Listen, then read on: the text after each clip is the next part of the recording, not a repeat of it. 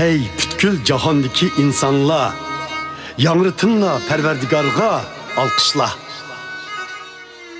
Xushallik bilan ibodat qilinglar uningga.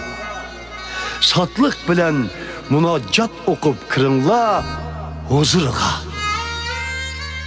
Bilinglarki, Parvardigor yeganidir. Bizni u yaratgandir.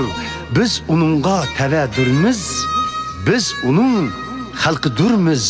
Yayliqining qo'ylaridirmiz. Darvozlaridan kiringlar, hamdu sano shukr aytib, qadam tashrif qilinglar hovlilariga, matiya o'qib, ta'riflanglar nomini minnatdorlik bildirib.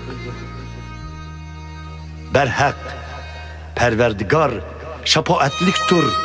Uning mehr muhabbati mangulikdir. Avloddan avlodgacha sadoqatlikdir. Ey bütkül jahondagi insonlar, yangritinglar Parvardigorga alqishla.